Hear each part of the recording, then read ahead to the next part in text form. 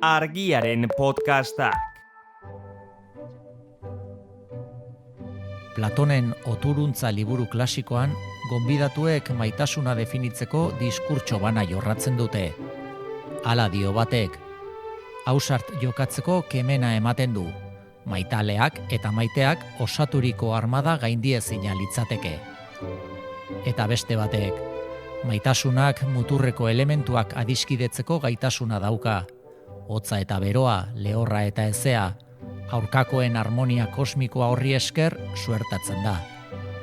Eta horrela, definizioz definizio, hausnartzen jarraitzen dute, eta dugu, mendeak pasa diren arren. Galdera basatiak, Inigo Martinezen saioa.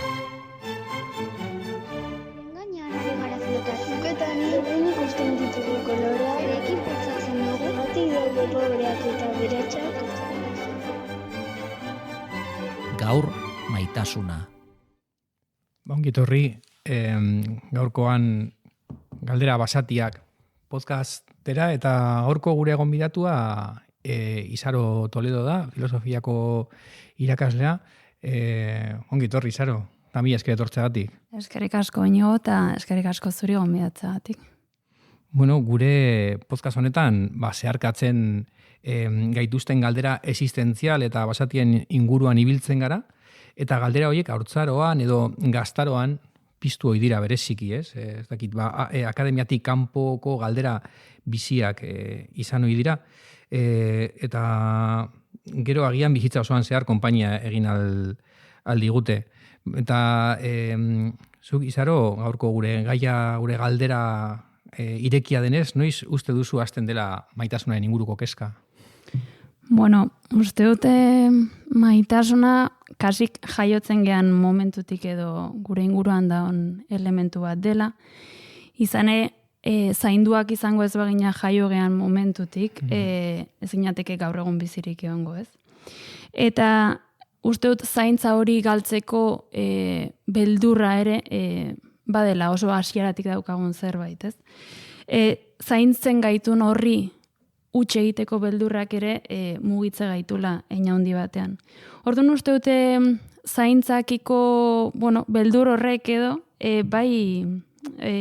badela guregan oso hasierako eta instintiboa den zerbait sortzeko gai, ez? Azken finean, zaintzen gaituen pertsona hori maite dugu, zaintzen gaituztelako dakigu maitatzen, edo maite gaituztelako zaintzen gaituzte. Orduan, ezakit maitasuna jaiotzetikoa den, ezakit noiz hartzen dugun horren konstientzia, baina bai uste dela gure bizitzan oso hasieratik daun elementu bat, ez? Eta jaioganetik bai behar dugu zaintza, eta ustut askotan bai behar dugula maitasuna. Eta ustut bi elementuak naiz eta beti ez duten zertan elkarrekin lotuta egon, hasieratik batea agertzen zaizkigula. Orduan, ezakit ez, batzutan pentsatzen dut, ume txikiak ikuste ditudanean, jaio berriak ikuste ditudanean, ia ez ote dauden diseinatuta nahita maitagarriak izateko, ez? Edo ez ote gean jaiotzen mundu ontara maitagarriak izateko itxuran maitatu gaitzaten, ez? Eta horrek nolabait pentsarazten dit, maitagarriak izango ez bagina zainduko gintuzkete, ez? Edo ikasten dugu maitagarriak izaten, edo ezakite, berdin zaintzaitugu gorputz guztiak, ze agerikoa da, ume txikiak ere zaintzen eta maitatzen ditugula, baino zegertatzen da geroz eta helduagoak eta zarragoak bihurtzen geanean, ez? Gorputzak ez dienean hain ederrak edo gain, ederrare kontzeptu subjektiboa da, baino. Orduan uste dut, bastante hasieratik dagoela afektua, zaintza, maitasuna, arduran, elementu horien arteko nahasketa bat gure bizitzatan, eta hori nolabait mundu ontara sortzen gean momentutik hasten dela guregan presente egoten. Bueno, Isaro, maitasunaren kronologia hori eramaten gaitu iaia, ez?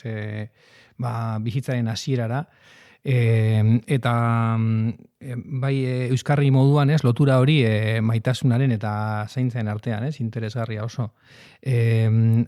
Haurtzaroa maite dugu, aipatu duzu hori, bereziki maitagarria ematen duela haurtzaroa, baina, ez dakit, zer da haurtzaroa zuretzako, ez nola definituko zenuke? Bueno, lehenengo galdera erantzunaz, ia zer den haurtzaroa guretzako, esango nuke orokorrean ingurura galdetuta denek jende gehienak maite ditugula umetako tokiak, umetako usaiak, umetako jolasak, irakasleak, nik ikaslei galdetzeiet, eta zein izan da zuen irakasle guztokona, denak HH-ko irakasleak esate dituzte, ez? Osea, gero, bueno, gehienak ez du inork HH-ko irakasle bat eta ez geizki ezer esaten, ez? Oroitzapen nolabaiteko hoi bada, maite ditugu umetako lagunak, naiz eta igual denbora askoan ez. Gero DBH batxierreko irakasleak izan da, zailagoa maitagarriak izatea. Oiek igual berandugo, baino oain ez dituzte, ez? Bueno, bai, maite gaituzte, baino diferente.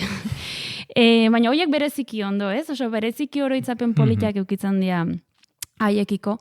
Orduan, uste dut, lehenengo aldiz probatu genitun usai horiek, zapore horiek, lehenengo aldiz euki genitun galdera horiek, zalantza horiek nola baiteko nostalgia bat sortzen dutela guregan, ez? Eta uste dut baita ere, bueno, uste dut ez demostratuta dago memoriak joera dakala gauza negatiboak borratzeko eta gauza baikorragoakin edo gelditzeko, ez? Orduan normal, gure haurtzaroaz gogoratzen dugun horren inguruan, joera aldimakagu negatiboa borratzeko, maitatzea ez da intzaila, ez? Edo gustokoa edo politia izatea, bueno, ez da intzaila. Zenbat eta urrutigo euki haurtzaroa orduan da lausuagoa dakagu arekiko dakagun irudia baitare.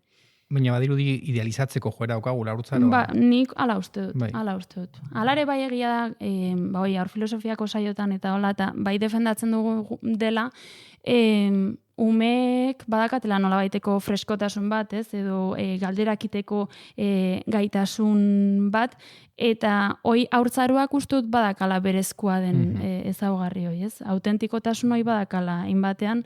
Naiz eta askotan idealizatzen dugun haurtzaroa eta aurrei eskatzen diegun asko, ez? Haurtzaroa disfrutatzeko, segurenik jende asko esango du, haurtzaroan ere haurtzaroa ez da bat ere gustokoa izan, edo zakit bakoitzak ikoitu bere. Zakit esaten jendeak orogorrian haurtzaroa maite du, baina bai haurtzaroko momentu, elementu asko maite ditugula. Eta freskotasuna aipatu duzu haurtzaroarekin lotua. Bai, uste dut gaina freskotasun horrez, nere buruan galdetzen hon noiz bukatzen da haurtzaroa. Eta ni behintzat nere buruan marka bat edo ikusten dudana da, lotxa nagusitzen den momentu baten, ez? Igual esaten dut, txikiagoan nintzenean ze galdetzen nun, zertara ausartzen nintzen, eta gero momentu baten ezakiten erabezaroa edo zer den, derrepente, zure autentikotasun hori zalantzan jartzen duzu, eta esaten duzu, ostras, lotxa edo bezala hasten zaizu, edo ezakitez, eta uste dut hor bukatzen dela haurtzaroa, ez? Eta orduan ja sartzen gala beste fase baten, bueno, hain maitatua ez den erabezaro baten, edo. Bai, lotza izan zeme bai, ez? Paraisutik kanporatzeko lehenengo sentimendua, da, bueno, ez dakit hor badago momentu bat, nun lotza sentitzen dugun, eta horrek ere, beste norbaiten begiradapean jartzen gaitu, ez? Gero, Izaro, zu aur filosofiako saioetan aurrekin elkarrizetan aritu zara, baina baita DBH eta batxillergoko ikaslekin ere solasaldiak egiten dituzuen, gela barruan, eta zer da solasaldi filosofikoetatik gehien baloratzen duzuna? Zin izango zen? Bueno, nik solasaldi filosofikoak erabiltzeitut kuriosoki gehien psikologiako ikasgaian. Ez? Psikologian ezakit batzutan sentitzen dut nahikoa ezakidala psikologiai buruz, baino bai badakidala, gaitasun geixo ikusten dudala daukadala, ikasleekin gai psikologikoei buruz filosofatzeko. Ez? Orduan, konturatzen naiz psikologia badaola ikaslean bizitzan eta interesetan oso presente, eta ustut lortzen dela saio hoietan askotan, behaien buruai galderak egiteko ahalmenera bueltatzeko kapazidade hoi. Bueltatzen gehala galderak egiteko gaitasun hortara, ez? Igual umeagoa ginenean, egiten genitun galdera autentikoago hoiek edo, gero momentu batean zensuratu edo egiten dira, autozensuratu, eta ustut nera bezaroan eztabaida hauetan, ikasten dela galderak egiten, eta gaina hoiei balioa ematen nolabait hasten gehala. Azterketarako ziren galderak, ez? Oida, bereziki. Autentikotasuna ere horti dago. Oida, ez? Eta ustut espazio horietan, ondo egiten baldin bada, edo ondo ateratzen baldin bada, ikasleek bi gauza nagusiki lortza dituztela, eta dela bat, besteak entzutea eta entzunak izatea. Ez? Eta ustut askotan denak berdugun zerbait dela entzuna izatea, eta gizartean orogar berko genuken zerbait dela gehiago entzutea besteak. Eta bueno, espazioetan hoi gertatzen da, eta bueno, hoixe da igual gehien baloratzen dudana. Bai, elkarri entzuteko espazioak, zoragarri.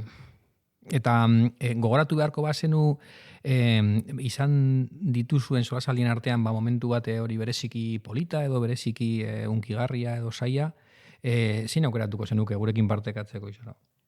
Zalantzan hau, benetan dizut bin artean bin artean nahola zelantzan. Lehenengoa izango litzateke pandemia garaian geundenean, agertu zitzaian orduko Twitterren irudi bat, zela ospitale bateko garbitzaileen salaketarako irudi bat, ez? Behaien bizkarran atzean jarri zuten olako karteltxo bat, jartzen zuna garbitzen dut, beraz ez naiz existitzen. Eta gu momentu hortan, ematen hainen Kant eta Descartes, ez? Eta esan duen, klaro, hauek hartu dute Descartesen pentsatzen dut, beraz naiz, eta hauek eraiki dutena izan da garbitzen dut, beraz ez naiz existitzen, ez? Eta orduan hartu genuen aste Descartesen hori asko erabili izan da, ez? Hori da. Eta orduan hartu genuen ordu bat hortarako, gaina egun oso nahi tentzun, eguraldi errazean, azkeneko ordua zen, da patiora atea ginen. Eta bueno, patioan formulatu nioen behaiei olako egitura bat, X naiz edo egiten dut edo nago, beraz ez naiz existitzen, ez? Orduan nahi nun behaiek pentsatzea, behaien ze ezaugarri gatik toki batzutan, ez ikusiak sentitzen dian edo dena delakoa. Eta hortik bideratuta esan genuen zertik pentsa dezake garbitzaile batek ez dela existitzen. Eta orduan esan zuten batzuk, beraien lana ez delako baloratzen, edo lana egiten dutelako gu ez gauden momentuan, ez? Beraiek egiten duten lana guk ez dugu ikusten. Orduan ematen du bakarrik egiten den zerbait dela, ez? Ta konturatzeako kuriosoki, eskolak 3 bukatzen baldin bazien, 3 eta 4 ordentziala konturatu ginen. Ta eskolako atiak itxita zeuden. Gu geunden patioan itxita, atiak itxita, eta esia zeon beste aldea. Eta orduan ikasle batzuk, salto ingo dugu.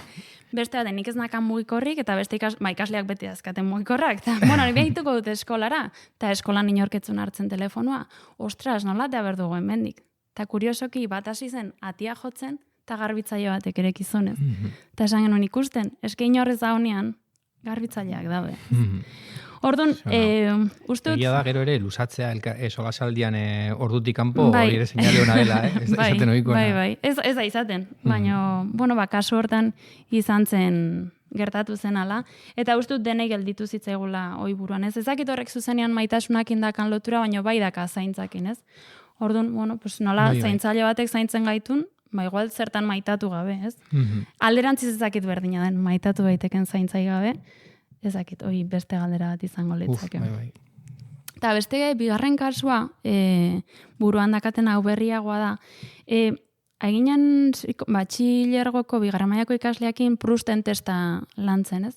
Eta Prousten testak galdetzen du momentu batean, ze ezaugarri eduki behar ditu adiskide on batek? Ze ezaugarri eskatuko zenioke adiskide on bati? Eta esan zuen ikasle batek, adiskide on bat da, momentu honetan zurekin da ona. Eta bestiak esan zioten, ez, erratu intzea. Euskeraz esan duzuna da, esan nahi duzunaren kontrakoa. Zuk esan nahi zenuna zen, adiskion badela momentu txarretan da ona. Zurekin sufritzen duena. Horia, zurekin sufritzen duena, eta zuri nolabait bizkarrian emateizuna, eta lasai hemen hau, ez? Eta esaten zunez, eske hori ikasita dakagu, badakigu, eta ez da hain errexea momentu txarretan egotea ez dara, baina asko zailagoa da, zuri zerbait ona gertatzen zaizunean, besteak zuregatik postia, eta besteak zurekin ospatu nahi izatea, ez? Eta askotan, hoi ez dugu hain beste exigitzen, eta uste dut, behak estentzun, lagunon bat hoi dela. Eta horrek uste dut badakala maitasunakin lotura. Adizketasuna eta maitasuna lotuak, eta bizitza ospatzea batera, edo beste norbaiten lorpenekin postual izatea, ez? Askotan konparaketa etengabean eta inbidia aipatzen dugu, eta hemen ematen zion buelta, ez? Ikasle horrek, ez? Ikasle baten ekarpen izan zen. Bai, ikasle batek esan zuen, gerorani askotan goatu nahi zena esaldi horrekin. Zona. Gaurkoan galdera konkretu baten inguruan ari gara, zure ikaslekin ere landu duzuna, zer da maitasuna, Baina galderari heldu aurretik, edo jarraituko pizkat galdera titiraka, baina kanta bat aukeratzea eskatuko dizut Izaro, hori pizgarri gisa, gaiarekin lotzen duzun kantaren bat, ez dakit zen izan daiteken, eta gero entzun ondoren azaldu aldiguzun pizkatzo bat, zeratik aukeratu duzun? Vale. Horre hasieran aipatu dugun Platonen oturuntzako pasartetxo batetik abiatuta, etorri zitzaidan burura Anariren Piromania bestia.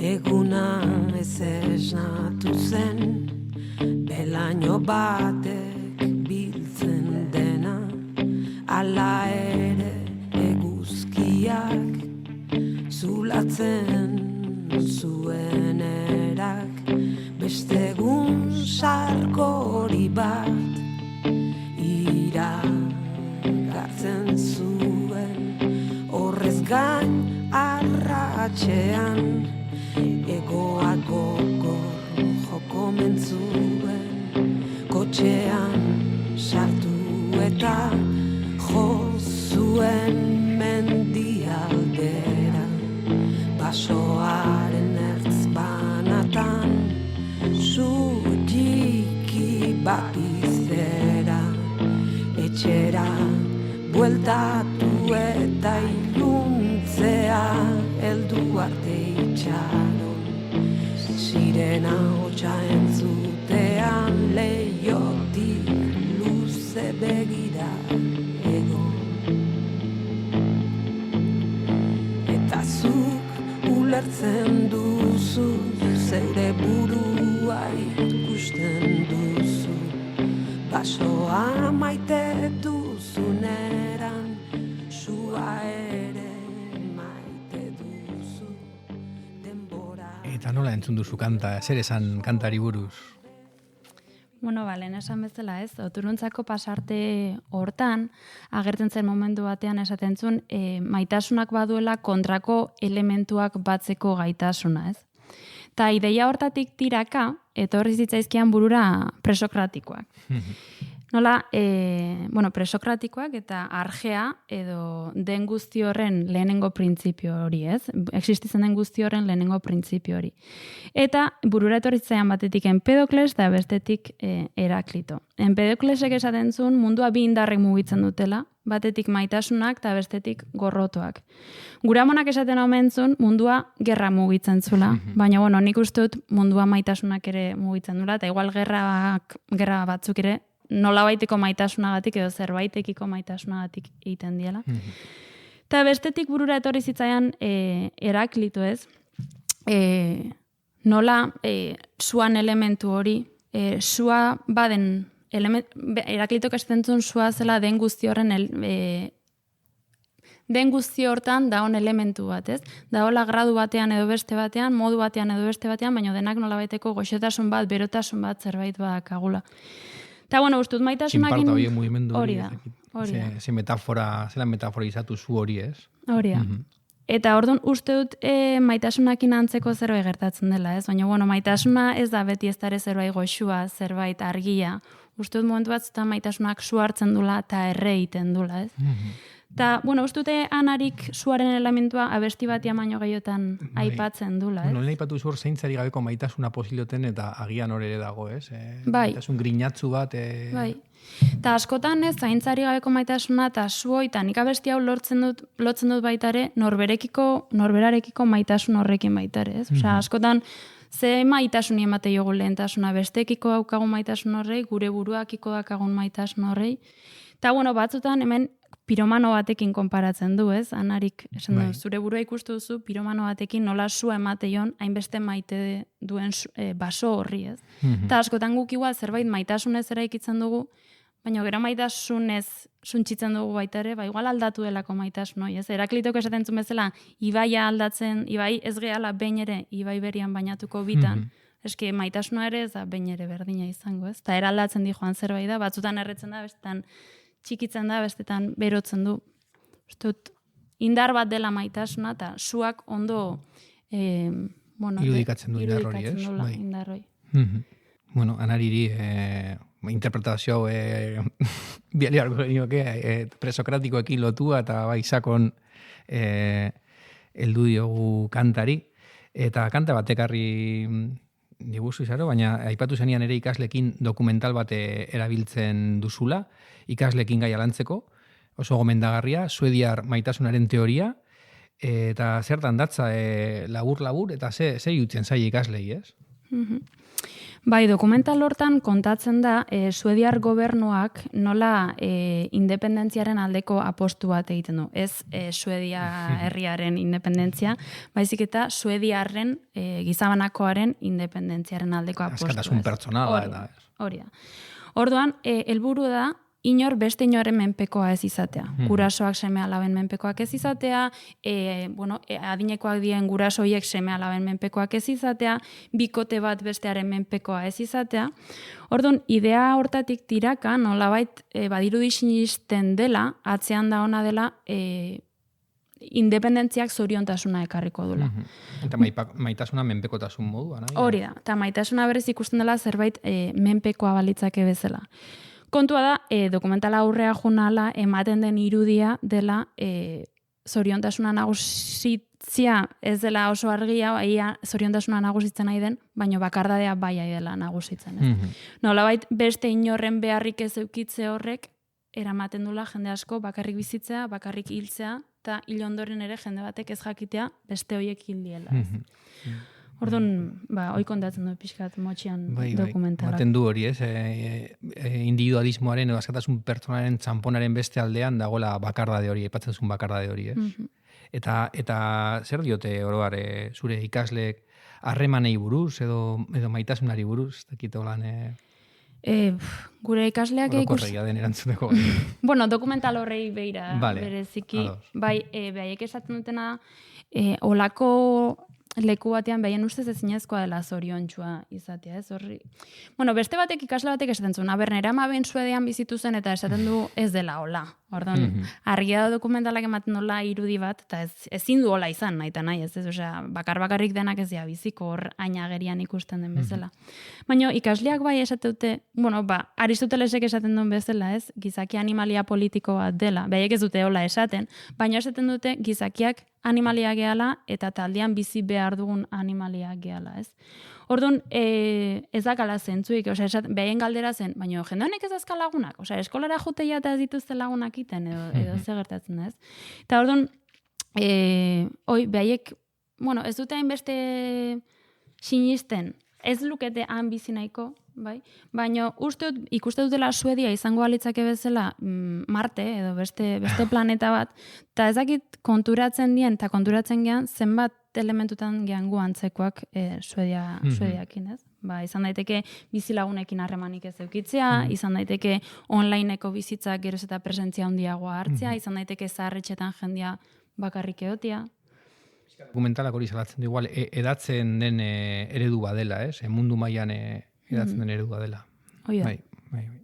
Eta ez dakit hipotesi bat, baina garai batean sexuaz lotzatu eta maitasuna goraipatu egiten zen, eta aldatutea gaur egun dikotomia hori, ez? Goraipatzen da gehiago sexua eta maitasuna saritzea edo hitz egitea maitasunari buruz lotsagarriagoa egiten zaigu edo zaie gure ikaslei. Claro, nik hor ikusten dudan aldia da ikasleak nerekin sexuaz ez dute hitz egingo, behaiek elkarren artean hitz egingo luketen bezala, ez? Edo nik nire lagunekin hitz egingo nuken bezala ez dut hitz egiten ikasleekin sexuaz, ez?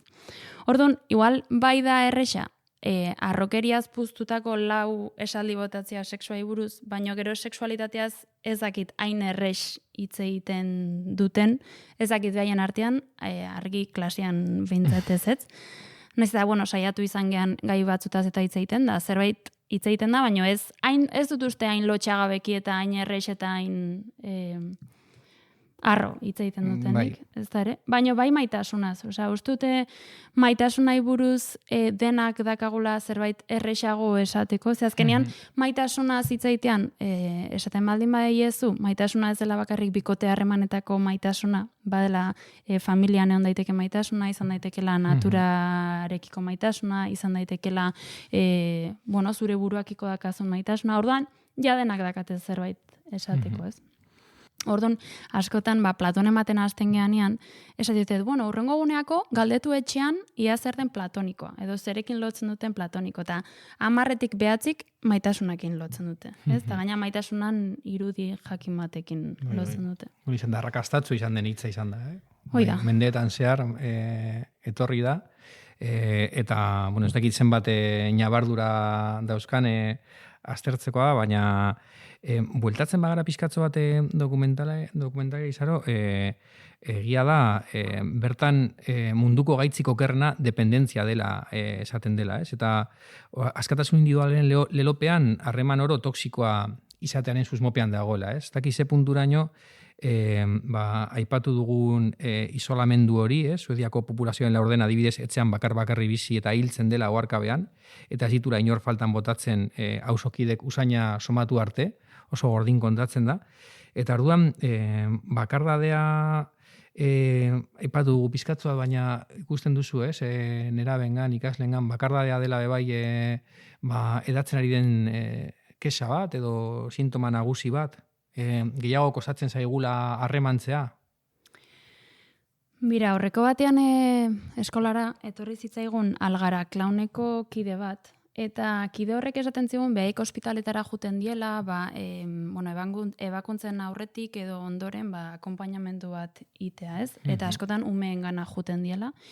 Eta esaten du, kuriosoa da ez, ospitaletan umiak inoiz ez daude bakarrik, eta zaharren egoitzetara juten ganean, han ikusten dugun bakardadea ikaragarria da, ez?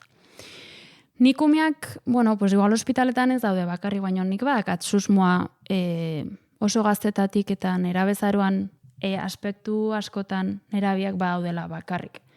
Orduan horren inguruan tiraka, ez? Da horrein inguruan galdezka, galdetu nien sare sozialen presioan inguruan, itzain izan dugu onlineko pornografian inguruan, itzain izan dugu etxean bakarrik egotean inguruan. Neri igual aspektu batzuk iruditzen zaizkianak zeinaren aurrean egotea beldurgarria izan daiteken edo oso bakartia izan daiteken, behaiek esaten dute ez.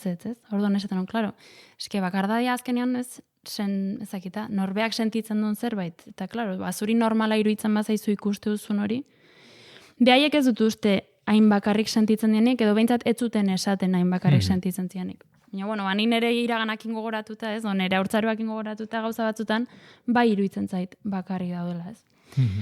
Eta, lehen dokumental hontan, nahiko bukaeran agertzen da Zygmunt Bauman, soziologoa. Eta honek esaten du, nolabait gure munduan nahi dela bantxe bertan, bi bizi modu edo sortzen edo bereizten, ez? Da hola onlineko bizimodua eta da hola offlineko bizimodua. Eta onlineak eskaintzen dizuna da, nahi duzunean deskonektatu dezakezula, ez duzula zertzan bestearen erreakzioa ikusi beharrik, ez diozu besteari aurpegia ikusi beharrik, ez duzu zertan negoziatu beharrik, idazten duzunakin, naiz eta sekulako astakeriak esan ditzakezun onlineko hortan, ez? Eta beste aldetik engo litzake offlineko bizitzan. Eta offlineko bizitzan bai eman berda aurpegia, ez? Eta egindakoaren ardurak hartu behar dira, adostasunetara iritsi behar dugu. Eta Baumanek esaten duena da, gizartea, Suezian kasu hortan, baina nik uste du guri ere gertatzen nahi zaigula, hai dela negoziaziorako gaitasun horiek galtzen. Eta presentzialtasuna agian gutxi esten horretan. Hori da. Orduan, negoziaz, askotan ez dugu, nik hortako ez dut nahi, ez? Ez dut bikote harreman baten zertako, zenbat negoziatu behar da bikote harreman baten, edo laguntasun harreman baten, edo familia, zenbat gauza negoziatu behar dira, eta karo, erresago baldin bada deskonektatzea eta beste nonbait konektatzea. Alare, ez dakit, Nei zaila iten zait esatia gaur egun lehen baino bakardadea handiagoa ote da honez. Karo, nik pentsatzen dut gure birraitoan amonak, baserritan bizizianak ezakindon, kotxei gabe, ni gaur egun ez dut, hauek ze bakardade klase eukiko zuten, ez? Gure birramonek zeinekin hitz egingo zuten sexua, zeinekin hitz egingo zuten abortu ez, orduan, ez dakit. Nik bai ustut, oantxe bertan, bai ikusten dut bakardadia idela nagusitzen, baina ez dakit esaten lehen baino bakardadea handiagoa da hon. Egia da aipatu zula hori Bauman eta konexioak aipatzen ditu harremanak baino gehiago, ez? Erraz konektatzeko eta eskonektatzeko erlazioak edo, bueno, pixkate horretan sakontzen du. Eta horren inguruan ere bada Liv Stromquisten liburu bat, ez dute zer sentitzen, saiakera grafikoa da, oso liburu ederra, eta bertan Leonardo DiCaprioren biografia hartzen du abia puntu, eta hor agertzen da nolabait, ez? Erabili bota aldatu mugimendu hori asola gabea, ez? Konexioak, deskonexioak, ematen du harremanetara heldu dela kontsumoaren ideologia, ez? Dakite, uste duzu horretan ere azken hamarkadan harremanak sentitzeko edo bizitzeko era aldatu dela, pizkate harreman likido horiek. Bira, galdera honen inguruan pentsatzen naiz eta lagun batzukin komentatzen eta barrez, eta argi dago gizartea bai dela aldatzen. Bueno, gizartea etengabe aldatzen da, baina batzutan azkarago, beste batzutan motelago. Eta ustut harremanak bizitzeko moduak ere bai diela aldatzen. Nik igual nire kasuan pentsatzen dut duela 10 urte jendearentzako familiak suposatzen zuna edo bikoteak suposatzen zuna, ziela igual harremanetan oinarri sonduanak ziren bi elementuak, ez? Aldiz, uste dut azkeneko urteetan adiskidetasunak presentzia irabazi dula, ez? Eta igual lehen familiantzat edo bikoteantzat esklusiboak ziren espazio batzuk guain bai eskaintzen dizkigula adibidez adiskide bati edo batzuri, ez? Orduan horrek nahi eta nahi ez, klaro, zuk azkenean horrek suposatzen du zaintzeko eta zaindua izateko beste zutabe bat dakazula, ez? Orduan, nahi eta nahi ez bestetik gutxi goion berdu. Orduan, nik uste dut alde batetik... Saretuago, agian. Bai, uste dut bai dela saretuago, ez? Bueno, esaten genuen baina arte, bakardadiak presentia zakala. Bueno, nik nire inguruan ikustutena, saretze diferentiak aidiela... Eraikitzen. Aidiela eraikitzen, bai. Eta hoi alde batetik, baina bai, bestetik ustut baita ere aldi berian bizi gala kontsumo gizarte batean, ez? Eta bai egala ohitutzen nahi duguna orain eta hemen eukitzea. Eta bai, harremanetan ere, gaur egun teknikoki posible da guraso izatea oso berandura arte, ez?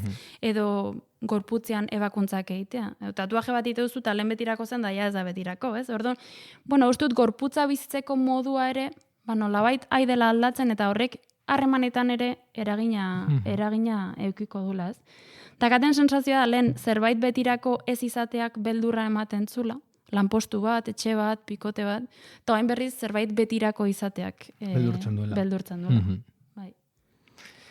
Zentzu hortan agian kritikatzen da maitasun romantikoa sarritan ere bai, ez? Dakite zoriontasuna beteko gaituen laranja erdiaren mito hori, ez? Maitasun platoniko aipatu dugu, eta ze lotura aipatzen dute ikasleek maitasunen eta zoriontasunen artean, ez? Pixkate lehen komentatzen genuna, okerez banago Aristoteles zen esaten zuna lagunik gabe ezinezkoa zela zoriontsu izatea, ez? Eta ustut ikasleak ere pixkat bide hortatik jarraitzen dutela. Nik uste dut nire sensazioa bizitza hontako minik handienak pertsonek emate dituztela eta uste dut pozik handienak ere pertsonak emate dituztela. Orduan, uste dut pertsona horiek eta gu pertsona horien gatik iteitugun ekintzak eta bai, ereiteak horiek gero loratzen diela eta horiek bai ekartzen dutela zoriontasuna, ez? Zoriontasuna prozesu bat bezala hartuta, harremanak ere prozesu bat dira, ez da, oain geha lagunak, oain ez geha lagunak.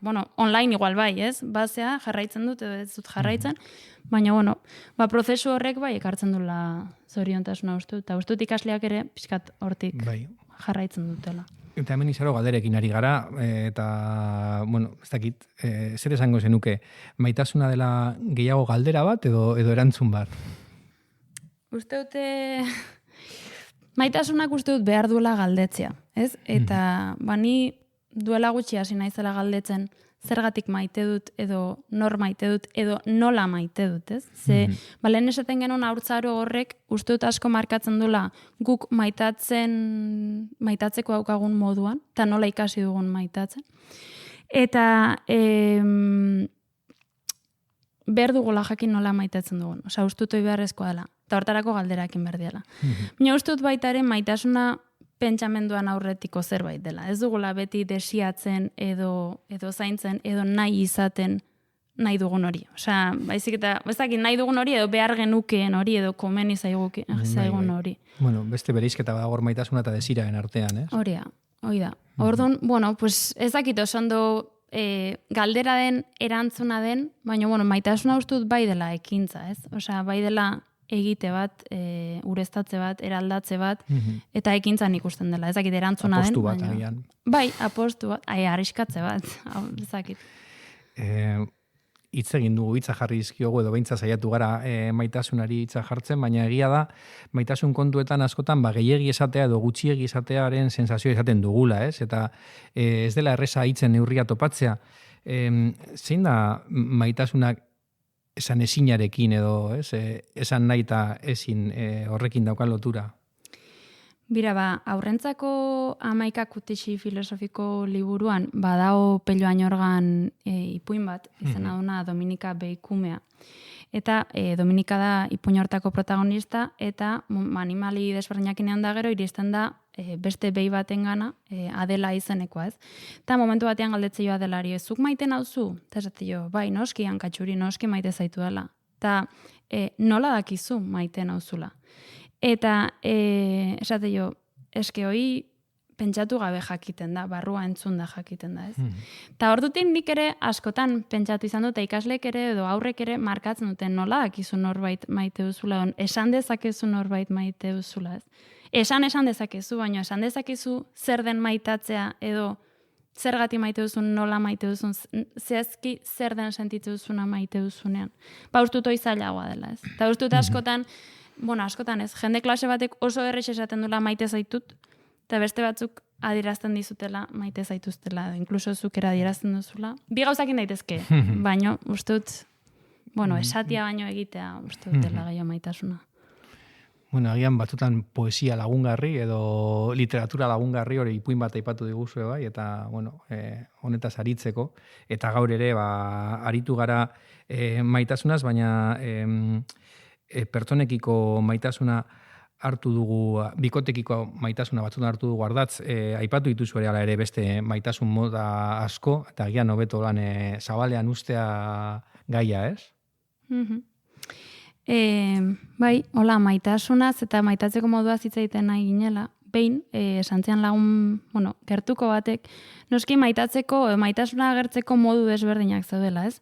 Eta zentzun, eta gure familian maitasuna janariakin adierazten da, ez? Esaten dugu, nire amazenak etzian behin esaten maiten indula, baino otordu goxuak prestatzen zizkian tristenean bakoitzean, ez? Eta esaten, ostras, eske nik tristen, amak triste ikusten naunean, galdetzen da bera gazta nahi duten. Orduan esaten dut, ez dakit nola kurritzen zaion da, nahizu pixka jarriko izut, eta esan, ostras, zenbat etxetan ingo da hoi, ez? Edo konturatzen naiz, ni hasi nintzenean, 16 urtekin kanpoa jo nintzenean lehenengo aldiz, nahi nun etxa bueltatu eta aitan patata tortilla jan, ez dakit zeba, baina hoi nahi nun, ez? Eta gaur egun askotan pentsatzen dut, noizbait ikerketa bat iteko aukera eukiko banu, patata tortillan fenomenoa aztertuko nukela. Piritxeta porretxek badakatea besti batez, maite zaitut, eta pila patata tortilla, eta ez dut ustean bakarrik errimatzen du lako. Uste dut patata tortilla dela maite. Orden 25 urte, beti dituela, ez? 20 urte. Batzukin ditula, hainbeste. Ostra, eta, gure ikastetxean ere bazion, ikaslean da irakaslean artean sortutako abesti bat izenazuna Amonaren patata tortilla, ez? Eta, nik askotan pentsatzen dut, noiz egiten dugun patata tortilla bat, norentzat egiten dugun, edo egiten digun horrek zertarako egiten digun, ez? Eta nik ustut askotan maitasuna adierazteko balio duen, sukaldatutako platera bat dela.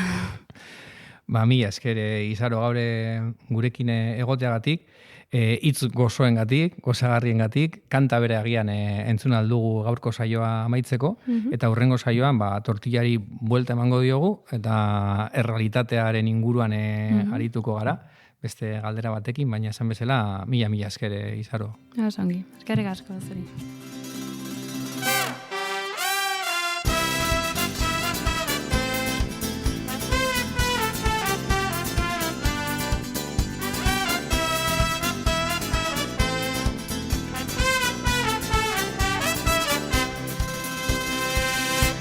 koloretako ametsak esna nagoenean, eta ezin loak hartu gaua iristen denean, saltoka hasita egan egiteko gogoa, nire bihotza taupaka ailetzera doa, elkarrekin hankazkora buruz bera jartzean, tunelean sartu eta irrintzika astean, bitxilorekin pultsera egin dizudanean, begietara begira hause nahi dizut esan.